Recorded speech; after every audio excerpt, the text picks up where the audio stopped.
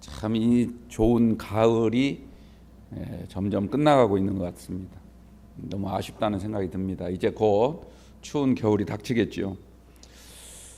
가을철 돼서 산에 올라가 보면요, 그 떨어진 밤들이 참 많죠. 도토리들도 많고. 그런데 이 산에 심겨진 이 많은 밤나무들 과연 누가 심었을까? 언제 심었고 왜 심었을까? 이런 생각을 가진 적이 있습니다. 밤을 줍는 사람들, 그 사람들이 그 밤나무를 심었을까? 이런 생각도 해보죠. 우리나라 산들은요, 지금 어딜 가도 그야말로 푸르른 나무들로 울창한 숲을 이루고 있습니다. 산에 가면 그래서 기분도 좋아지고 또 마음이 편안해지고 힐링을 얻게 되죠.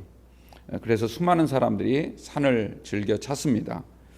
하지만 과거에 우리나라 산들 모습을 보면 대부분 산들이 지금처럼 그렇게 울창한 숲을 이루고 있지는 않았습니다. 조선시대에도 이 산에 나무들이 별로 없었다는 것이 역사적으로 많이 증거가 나타나고 있습니다. 더군다나 우리나라가 그 과거 일제 강점기 때 보면 일본인들이 우리나라 그 나무들을 수없이 많이 벌목하고 찬탈을 해가서 나무가 많이 사라지게 됐죠. 또 이어진 6.25 동란 때문에 거의 모든 산들이 황폐화되어서 소위 민둥산이라 불리는 그런 산들이 참 많았습니다. 그런데 1961년 4월 5일을 이제 식목일로 정한 다음에 본격적으로 산림 녹화 사업을 추진하게 됩니다. 지금은 세계에서 세 번째로 이 산림 녹화 사업을 성공한 그런 대표적인 나라로 손꼽히고 있습니다. 우리나라 산림 면적도 이 유럽의 핀란드나 스웨덴에 이어서 세 번째 울창한 그런 숲을 가진 나라로 알려졌는데, 이제 최근에는 워낙 도로 건설이 많아지면서 그 순위에서 조금 밀려났다고 하네요. 그때 심었던 나무 가운데 많은 나무들이 유실수였습니다. 그러니까 열매를 맺는 밤나무와 같은 그런 나무들이 많았다는 거죠. 그래서 지금 산에 가면 밤나무가 참 많습니다. 그때 밤나무를 심었던 사람들, 이 사람들 가운데는 사실 밤토를 단 하나도 줍지 못한 사람들도 많습니다. 그러나 그들이 있었기에 지금 우리나라에 이렇게 울창한 산림을 가지게 되었고, 또 우리가 그 혜택을 지금도 누리고 있는 줄로 믿습니다. 그들이 있었기에 우리나라가 이렇게 푸르른 강산을 다시 회복할 수 있었고, 많은 사람들이 산에 가서 기쁨을 누리게 됐던 것입니다.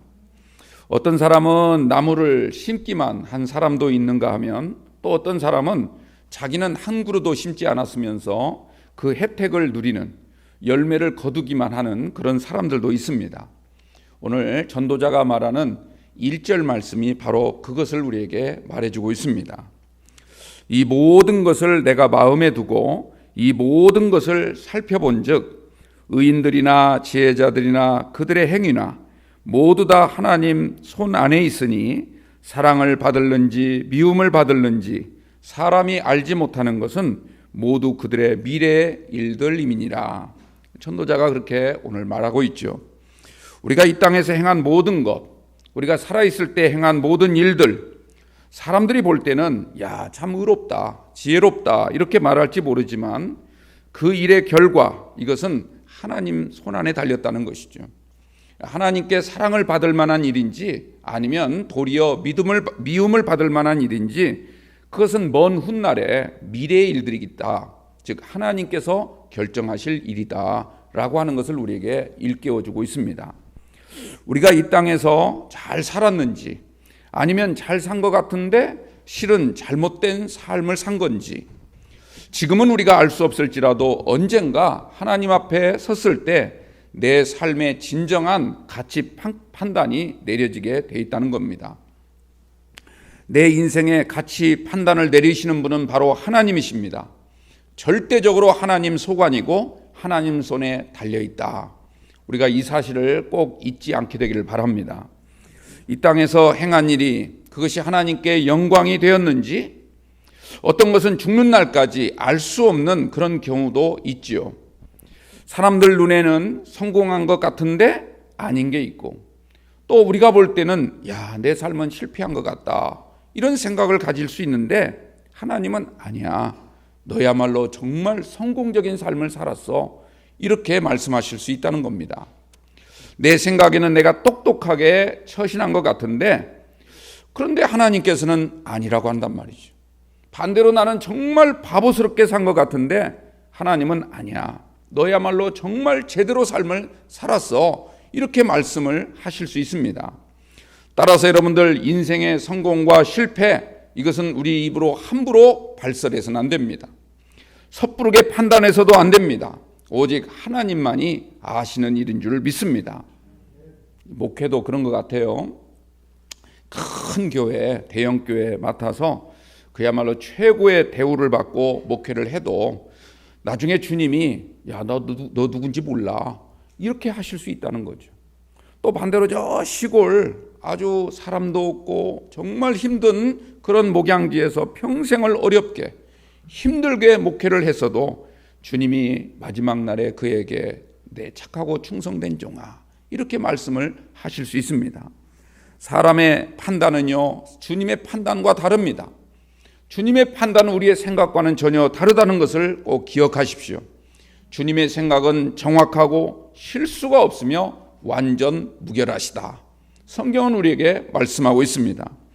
오늘 우리가 읽은 이 본문 9장 말씀은 이 앞에 있는 8장 말씀과 약간 비슷한데요, 그렇기 때문에 같은 맥락의 가르침이라 이렇게 볼 수도 있지만, 또 새로운 우리에게 새로운 깨달음을 주고 있습니다.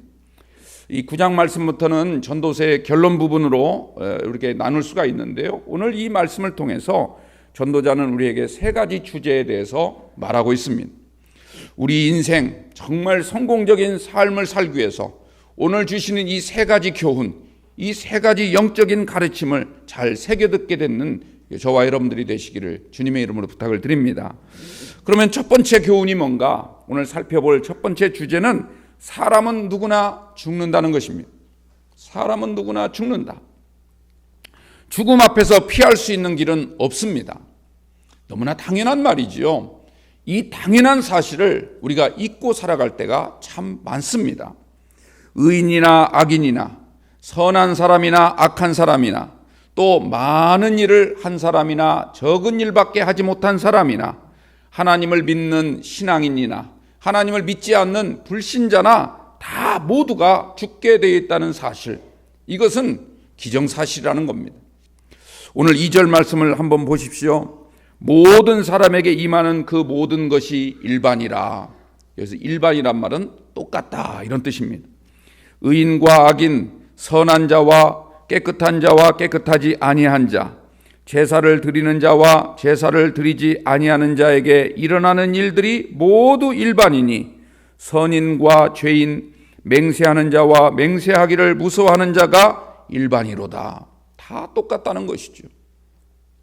3절도 2절과 이어지는 말씀이라고 볼 수 있지만 의미는 사뭇 다릅니다. 3절 말씀 한번 보십시오. 모든 사람의 결국은 일반이라. 이것은 해 아래에서 행해지는 모든 일 중에 악한 것이니 곧 인생의 마음에는 악이 가득하여 그들의 평생에 미친 마음을 품고 있다가 후에는 죽은 자들에게로 돌아가는 것이니라. 여러분들, 이 말씀이 좀 이해되시나요? 좀 무슨 말인지 알 듯 하지만 정확하게 좀 이해하기가 좀 힘든 부분이 있죠. 이 말씀을 설명을 드리자면 이런 뜻입니다. 여러분들, 이 땅에 사는 사람들은 누구나 다 죽게 돼 있습니다. 이것은 기정사실이죠. 이건 불변하는 진리입니다. 그 2절 말씀이에요. 그런데 우리가 이 땅에서 의롭게 살았던, 악하게 살았던, 제사를 드린 자와 제사를 드리지 아니하는 자, 이것은 무슨 뜻입니까? 하나님을 믿는 사람이나 믿지 않는 사람이나, 또 맹세하는 자와 맹세를 무서워하는 자, 이것은 예배를 열심히 드린 자와 예배를 자꾸 깊이 하는 자, 이런 사람들 모두가 다 죽는다는 사실 앞에서는 동일하다는 것이죠. 어느 누구도 다르지 않다는 것입니다. 하지만 여러분들, 우리가 이 땅에서 어떻게 살든, 그러니까 죽는 것은 똑같으니까, 누구나 다 죽게 돼 있으니까 우리가 이 땅에 살아갈 때 우리가 어떻게 살든 무슨 상관이냐?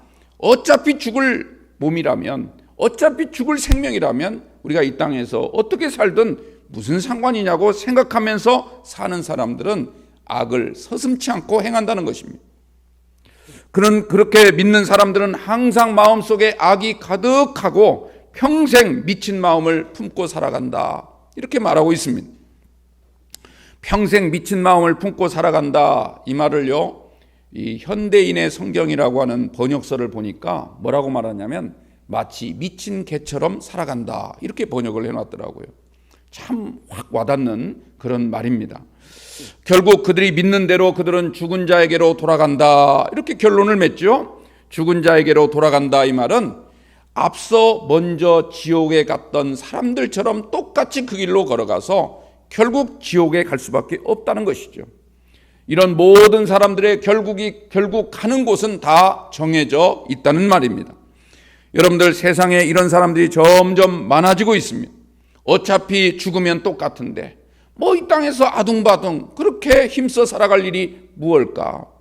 뭐 열심히 예배드리고 열심히 교회에서 봉사 해봤자 어차피 죽을 인생이라면 그냥 이 땅에서 즐겁고 이 땅에서 그냥 내 육신이 원하는 바대로만 살면 됐지라고 생각하는 사람들이 점점 많아지고 있습니다. 여러분들 그 욜로라는 말 들어보셨죠? 욜로족이라고도 하고 그러지 않았습니까? 욜로라는 말은 You only live once라고 하는 영어 말의 그 앞에 있는 글자를 딴 겁니다. 어차피 한 번뿐인 인생, 그리고 죽은 다음에 어떻게 될지도 모를 그런 삶이라면 굳이 미래를 걱정하거나 거기에 연연하지 말고 지금 현재 나에게 주어진 이 시간, 이 현재만을 즐기며 살자는 것이죠. 이런 생각을 가진 사람들이 점점 늘어나다 보니까 3절에서 말씀하신 것처럼 그 마음이 미친 마음이 되어가고 있습니다. 내게 이익만 된다면 악을 저지르는 일에 주저하지 않습니다. 얼마든지 할 수 있다고 생각을 하고 있는 거죠. 그러다 보니까 세상 전체가 마치 미친 듯 돌아가고 있는, 이게 바로 오늘날 모습입니다. 여러분들 그 학문 가운데, 요즘 새로 나온 학문 가운데 위험사회학이라고 하는 게 있습니다. 위험사회학. 현재 지금 우리 사회에 불어닥친 위기, 각종 재난들, 이게 그 위험이 상상을 초월할 정도로 아주 빠르게 급속하게 다가오고 있는데도 불구하고 사람들이 이를 감지하지 못합니다. 오늘날 닥친 위험들은요, 몇 가지 특징이 있는데 굉장히 극단적이고, 두 번째로는 아주 복합적이고, 그리고 범세계적이며 아주 속도감 있게 다가오는 급속한 그런 성격을 가지고 있는 것입니다. 그런데 정작 더 큰 위기는 무엇입니까? 대부분의 사람들이 지금 눈앞에 닥친 위기를 감지하지 못하고 있는 것이죠. 그 이유는 바로 인간 내면 속에 있는 욕심 때문에 그렇다는 것입니다. 욕심 때문에. 여러분들 수술을 받는 환자가 마취제를 쓰지 않습니까? 의사들이. 그 마취제를 맞고 나면 이 고통을 느끼지 못하죠. 마찬가지로 우리의 욕심이라고 하는 마취제가 우리의 모든 전신을 다 마취시키고 우리의 마음과 우리의 영혼까지 마취시켜서 위험이 지금 코앞에 다가왔는데도 그걸 느끼지 못합니다. 이게 더 큰 위험이라고 할 수가 있죠. 그래서 위기가 와도 어떻게 대처해야 될지, 그 위기에 어떤 대응책을 가져야 될지, 위기 관리에 대해서 전혀 신경도 쓰지 않고 따라서 어떤 전략도 세우지 못하는 이런 지금 시간을 우리가 보내고 있는 것입니다. 그리고 이것이 한 개인의 문제가 아니라 대단히 집단적이고 사회적이고 국가적이고 전 세계적인 그런 일이 되어버리고 마는 것입니다. 그 대표적인 몇 가지 사례를 우리에게 예측해주고 있는데요. 아주 몇 가지 중요한 것들이 있어요. 그 첫 번째는 뭐냐면 갑작스러운 대규모 정전, 갑자기 불이 나가는 거죠. 정전 사태가 지금 일어날 수 있다는 거예요. 우리가 소위 블랙아웃이라고 하는 그런 일들이 벌어질 가능성이 대단히 높다는 겁니다. 여러분들, 블랙아웃이 이루어지면 도시가 마비되고 국가 안보에도 구멍이 뚫리게 됩니다. 그리고 이로 인해서 사회 폭동이 발발하게 된다는 그런 사회학자들의 전문 견해들이 있습니다. 두 번째로는요, 핵과 원전 사고입니다. 이런 일이 벌어지게 되면 순식간에 국가 운명을 뒤바꿀 만큼 그런 위험천만한 그런 일들에 직면할 수밖에 없는 것입니다. 세 번째로는요, 기후 변화로 인한 초대형 재난들이 쉼없이 우리에게 다가온다는 겁니다. 여러분들, 이것은 굳이 말씀드리지 않아도 지금 지구촌 곳곳에서 벌어지고 있는 모습이죠. 우리나라에도 이미 다가왔습니다. 우리가 피부로 실감하고 있는 그런 일들이 얼마나 많습니까? 또한 네 번째로는요, 생화학 무기를 이용한 테러가 지구촌 곳곳에서 벌어지고 있습니다. 벌어진다는 것이죠. 언제 어디서 무엇이 터질지 늘 불안하고 위험천만한 그런 삶을 살아갈 수밖에 없다는 것이죠. 또 다섯 번째로는 전염병이 대유행하는, 우리가 요즘 많이 듣는 말, 팬데믹이라는 말 들어보시죠. 이런 일들이 자꾸 발생이 됩니다. 지금 특별히 코로나 바이러스, 코비드-19이라고 하는 이 바이러스 때문에 얼마나 많이 고통을 당하고 있습니다. 이 바이러스가 무서운 것은요, 이게 정상적인 바이러스가 아니고 돌연변이, 리보핵산으로 이루어진 RNA 바이러스라는 데 문제가 있습니다. 그러니까 어떻게 될지를 모르는 거예요. 어떤 사람은 그냥 증상 없이 지나가는 그런 경우도 있지만, 어떤 사람은 이로 인해서 결국 사망에 이를 수밖에 없는, 어느 누구도 알 수 없는 그런 바이러스로 인해서 지금 고통을 당하고 있습니다.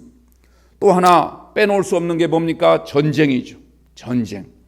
옛날에는 그래도요, 전쟁이 일어날 때, 전쟁을 할 때도 선과 진리를 수호한다, 이런 명분을 가지고 전쟁을 했는데, 그런데 지금은요, 오직 자기 나라, 자국의 이익만 된다면 명분에는 아랑곳하지 아니하고 전쟁을 일으키려고 하는 무리들이 속속 늘어나고 있습니다.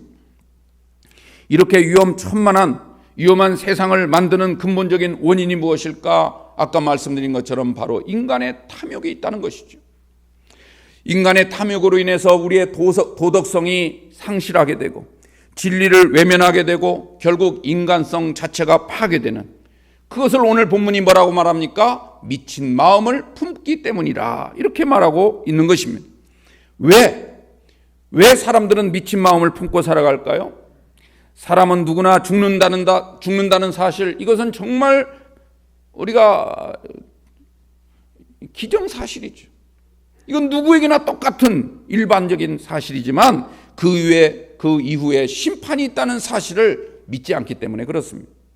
우리의 삶의 마지막 평가가 언젠가 주님에 의해 이루어진다는 이 엄연한 사실을 지금 점점 그 믿음에 대해서 약화되고 있다는 것입니다. 그래서 우리가 이 땅에서 어떻게 살든, 선하게 살든 악하게 살든, 의롭게 살든 죄짓고 살든 어차피 죽으면 똑같다라고 생각하는 그런 진리를 외면하는 사람들 때문에 결국 이런 일들이 계속적으로 더욱더 강력하게 우리 주변 가운데서 일어나고 있다는 것입니다. 이런 성경의 예언을 우리가 소홀히 듣지 마시고, 이 시간 저와 여러분들 정말 전도자가 오늘 우리에게 주시는 굉장히 중요한 영적 교훈으로 받아들일 수 있는 믿음이 있게 되기를 주님의 이름으로 축원드립니다. 여러분들, 우리가 죽는 건 똑같죠. 그러나 여러분들, 여기에 우리가 그쳐서는 안 됩니다. 오늘 전도자가 우리에게 주는 두 번째 교훈이 있습니다. 그게 바로 4절 말씀입니다. 4절 말씀 우리 다 같이 한번 볼까요? 모든 산자들 중에 들어있는 자에게는 누구나 소망이 있음은 산 개가 죽은 사자보다 낫기 때문이니라. 여러분들, 이 말이 무슨 뜻일까요? 우리가 살아있을 때, 지금 호흡하고 있을 때는 누구에게나 소망이 있다는 겁니다. 교회에 오신 분이나 아니면 하나님을 믿지 않은 불신자에게도 아직은 기회가 있다는 거예요. 아직은 소망이 있다는 겁니다. 이 소망이란 말은 기회가 있다는 말과 같은 말이에요. 아직은 소망이 있다는 것이죠. 그래서 이미 죽어버린 사자보다는 그래도 살아있는 산 개가 낫다, 이 말을 하고 있는 거예요. 그러니까 오늘 전도자가 우리에게 주는 두 번째 교훈의 핵심은 뭐냐면, 살아있을 때 구원의 소망을 붙잡아야 된다는 뜻이죠. 살아있을 때 그 구원을 우리에게 주시는 하나님을 붙잡아야 된다는 얘기입니다. 그것을 우리가 알기에 오늘 이 자리에 온 줄로 믿습니다. 우리나라 옛말에 전분세락이라는 말이 있죠. 개똥에 굴러도 이승이 났다, 이런 뜻입니다. 그러니까 이 말은 무슨 뜻이냐면, 이 개똥밭에 막 굴을 정도로 너무 인생을 험하게 살고 너무 힘들고 비천하게 삶을 살더라도 그래도 죽는 것보다는 나으니까 그래도 이 땅에 살면서 힘내고 용기 내서 살라라는 그런 격려의 교훈이라고 볼 수가 있습니다. 그러나 여러분들, 지금 전도자가 우리에게 하신 말씀, 산개가 죽은 사자보다 낫다, 이 말씀은 단순한 그 정도의 가르침이 아니라 이보다 훨씬 더 중요한 영적 교훈이 담겨 있습니다. 그 영적 교훈이 무엇인가? 그게 바로 5절과 6절 말씀입니다. 우리 5절과 6절은 같이 한번 읽어볼까요? 여러분들 성경을 보시고 5절 6절 우리 함께 읽도록 하겠습니다. 시작. 산자들은 죽을 줄을 알되 죽은 자들은 아무것도 모르며 그들이 다시는 상을 받지 못하는 것은 그들의 이름이 잊혀져 버린 바 됨이니라. 그들의 사랑과 미움과 시기도 없어진 지 오래이니 해 아래에서 행하는 모든 일 중에서 그들에게 돌아갈 몫은 영원히 없느니라. 아멘. 여러분들, 이 말이 무슨 뜻입니까? 산자들은 그래도 죽는다는 사실만큼은 알고 있지 않습니까? 그런데 이미 죽은 자들은 그것조차 알지 못해요. 아직 살아있다는 것은 죽을 줄을 알기 때문에 그래도 마지막 기회를 잡을 수 있는 그런 여지가 남아있습니다. 그러나 죽은 자들에게는 아무것도 없고 기회도 없고 다시는 상을 얻지 못한다. 여기서 말하는 상이라고 하는 것은 곧 구원을 말하는 것이죠. 왜냐하면 그들의 이름은 죽는 순간 하나님의 기억에서 지워져 버렸기 때문입니다. 더 이상 그들은 구원의 대상이 아닙니다. 그들은 하나님이 잊어버린 바 된 그 이름조차도 없는 그런 무존재의 존재가 된다는 것이죠. 여러분들, 오늘 6절 말씀이 무슨 뜻입니까? 죽은 자에게는요, 사랑할 기회도 없고 미워할 기회도 없고 시기할 기회도 다 사라졌다, 이렇게 선언하고 있습니다. 뿐만 아니라 해 아래, 그러니까 이 땅에서 어떤 일이 벌어지더라도 그들은 아예 참여할 수도 없고 관여할 수도 없는, 거기에 끼어들 여지가 없다고 말하고 있습니다. 그들에게 기다리는 것은 오직 무엇만 기다리고 있습니까? 자신들이 저지른 불의에 대한 심판, 하나님을 믿지 않고 하나님의 말씀을 업신여긴 그 불신의 형벌, 지옥 형벌밖에 없다는 것을 우리에게 분명히 말하고 있습니다. 잘못된 선택에 대한 영원한 형벌밖에 남지 않았다는 것이죠. 그러므로 산개가 죽은 사자보다 낫다. 여러분들, 이 가르침은요, 단순히 그냥 힘들고 고달프더라도 그래도 다시 한번 용기를 내어 살라는 전분세락의 교훈과는 비교할 수 없을 정도로 굉장히 높은 그런 영적 교훈인 줄로 믿습니다. 지금 살아있는 순간, 이 순간만이 우리에게 구원의 기회가 되고 천국의 소망을 붙잡는 은혜인 줄로 믿습니다. 오늘 여러분들이 이것을 선택한 것을 감사하십시오. 그리고 더욱더 하나님을 바라보시고 이 어지러운 세상, 점점 악을 향하여 치달아가고 있는 이 미친 세상에서도 여러분들 정신 똑바로 차리고 세월을 아끼면서 악에 빠지지 않도록 힘써 일하실 수 있는 여러분들 꼭 되시기를 바랍니다. 지금 살아있을 때만이 우리 구원의 주님이 되시고 천국의 주인이신 하나님을 붙잡을 수 있는 기회가 남아있다는 사실을 꼭 기억하십시오. 하나님이 우리에게 주신 하루하루, 이 하루하루를 정말 하늘의 소망을 붙잡을 수 있도록 최선을 다하여 삶을 사는 여러분들 되시기를 축원합니다. 하늘의 소망을 붙잡을 것인가, 아니면 이 땅의 것을 붙잡을 것인가, 그 선택은 우리의 몫입니다. 우리 각자의 몫이에요. 그러면 이 선택을 어떻게 해야 되는가? 우리가 잘 선택할 수 있도록 오늘 전도자가 마지막 세 번째 교훈을 주고 있는 말씀이 바로 7절에서 10절 말씀입니다.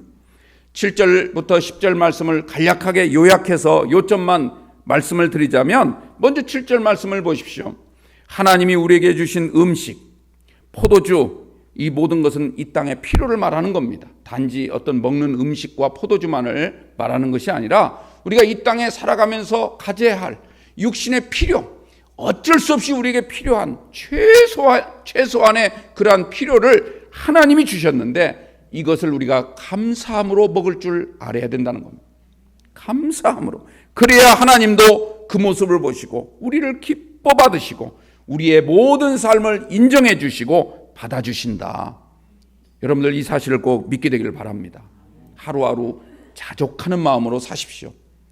남과 비교하지 마시고 남보다 더 나가려고 너무 지나치게 경쟁하지 마시고 하나님이 오늘 나에게 주신 분깃에 감사하시고 그것으로 즐겁게 먹고 즐겁게 마시고 즐겁게 누리면서 살아가는 우리 영광교회 권속들 되시기를 주님의 이름으로 축원합니다.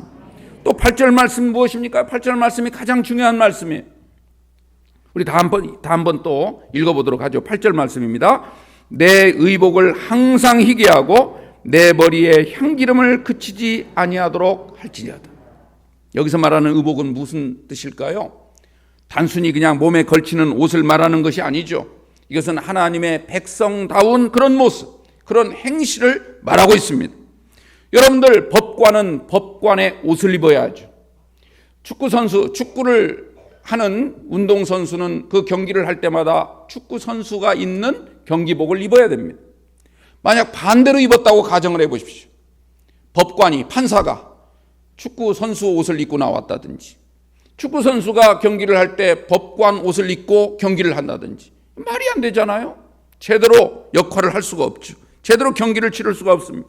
마찬가지로 우리 그리스도인들은 그리스도인들이 입어야 할 옷이 있는 겁니다. 그건 무슨 옷입니까? 거룩한 삶을 의미합니다. 정결한 생활을 뜻하고 있습니다.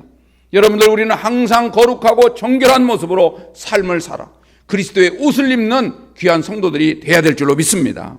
그래서 바울은 뭐라고 권면합니까? 갈라디아서 3장 27절 말씀에 누구든지 그리스도와 합하기 위하여 세례를 받은 자는 그리스도의 옷을 입어야 할지니라. 또 로마서 13장 14절 말씀에서 오직 주 예수 그리스도로 옷 입고 정욕을 위하여 육신의 일을 도모하지 말지어다. 여러분들, 이 말씀을 새겨 듣게 되기를 바랍니다. 또 머리에 향기름을 그치지 않게 하라. 여러분들, 이 말씀 이미 앞에 우리가 7장에서 이 향기름이라는 뜻을 살펴보았죠. 히브리어로는 쉐멘이라 이렇게 말하는데요. 여기는 두 가지 의미가 있습니다. 하나는 뭐냐면 제사장들이 머리에 바르는, 하나님 앞에 속죄의 제사를 드리러 들어갈 때 머리에 바르는 관유, 이걸 쉐멘이라고 합니다. 또 신약 성경에 보면 마리아가 예수님 앞에 깨뜨렸던 향유 옥합, 그 냄새가 난 순전한 나드, 저 히말라야에서 추출한 그 아주 고급스러운 그런 향유를 이 쉐멘이라 이렇게 말을 하는데, 결국 이건 무엇을 뜻합니까? 제사장이 머리에 바르는 관유는 우리가 하나님 앞에 드리는 예배 생활을 말하는 거고요. 마리아가 주님 앞에 깨뜨렸던 향유는 우리의 충성과 헌신을 상징하고 있는 것입니다. 여러분들, 이것이 그치지 않도록 해야 된다는 것이죠. 이게 그쳐서는 안 된다는 겁니다. 잠시라도 멈춰서는 안 된다는 것. 끊임없이 쉬지 않고 영원토록 우리 삶 가운데 항상 여러분들, 우리가 하나님, 주님이 지금 오늘 전도자가 말하고 있는 것처럼 여러분들 항상 우리의 머리에 향유가 그치지 않는 그런 삶을 살게 되기를 바랍니다. 이 마지막 9절에서 10절 말씀은요, 가정 그리고 세상 속에서 우리가 최선을 다하면서 모든 일에 즐거움으로 감당을 하라는 그런 교훈입니다. 그러니까 이 7절부터 10절 말씀, 이걸 한마디로 좀 요약해서 설명을 드리면, 비록 우리가 이 땅에 살더라도 지금 당장 눈앞에 보이는 세상 일만 쫓아다니지 말고 하나님이 은혜로 주신 생명의 기회, 천국의 소망을 우리가 놓치지 않도록 하루하루 우리 삶의 흔적을 아름답게 꾸미는 일에 최선을 다해야 된다. 오늘 이 말씀을 우리에게 교훈하고 있습니다. 다시 말하자면 우리의 앞모습도 중요하지만 내 모든 삶의 흔적이 남는 뒷모습을 아름답게 꾸미라는 그런 교훈인 줄로 믿습니다. 뒷모습이 아름다운 사람이 돼야 된다는 겁니다. 여러분, 이런 예화가 있어요. 어떤 사람이 죽었답니다. 죽었는데, 저분이 천국에 갔을까 지옥에 갔을까 궁금하잖아요. 그래서 베드로에게 물어봤어요. 저분이 천국에 갔을까요 지옥에 갔을까요? 물어봤더니 베드로가 하는 말이, 나도 몰라요. 그 사람 살고 있는 마을 사람에게 가서 물어보세요. 그렇게 얘기를 했더라는 겁니다. 우리가 어디 갈지는 우리와 함께 살아가는 사람들이 다 증거한다는 거예요. 여러분들, 이 말이 무슨 뜻일까요? 하나님과의 관계에 못지않게 중요한 것이 이웃과의 관계, 성도와의 관계, 세상 사람들과의 관계, 이게 대단히 중요하다는 겁니다. 여러분들, 저와 여러분들은 다 하나님을 잘 믿는 이런 믿음의 자리로 초청받게 된 것을 감사하시기 바랍니다. 그렇다면 이제부터는 우리와 함께 예배하는 모든 성도들과 서로 협력하는 은혜가 있어야 됩니다. 사람들한테 좋은 평가를 받아야 돼요. 사람들의 눈만 의식하고 사는 사람은 잘못된 거지만, 그러나 하나님의 눈을 의식하듯이 사람의 눈도 의식할 줄 아는 그런 믿음의 삶을 주님은 우리에게 요구하고 있다는 것입니다. 이 믿음을 갖고 사시기를 주님의 이름으로 축원합니다. 그 이력서 아시죠? 이력서 취직하기 위해서 내가 누구인지, 내 학력과 경력 이런 모든 것들을 이렇게 적는 서류를 우리가 이력서라고 하지 않습니까? 근데 이력서라는 말이 영어로는 레주메라고 합니다. 이 레주메란 말은 무슨 뜻이냐면 요약 이런 뜻이에요. 요약, 내 삶을 요약한다 이런 뜻이죠. 그런데 무엇을 보통 사람들이 요약합니까? 그동안 내가 살아오면서 정말 내가 자랑하고 싶은 거, 내가 저 회사에 들어가기 위해서 유리한 거, 내 자신을 뭔가 알리기 위한 좋은 장점들, 좋은 유리한 어떤 나의 자격증이나 이런 것들을 우리가 알리기 위해서 이 이력서에 그런 내용들을 잘 요약해서 올리죠. 그런데 여러분들, 우리가 회사 들어갈 때는 회사에 들어갈 때 이력서는 그렇게 쓰면 돼요. 자기가 굳이 단점이나 감추고 싶은 것들 쓰지 않아도 되죠.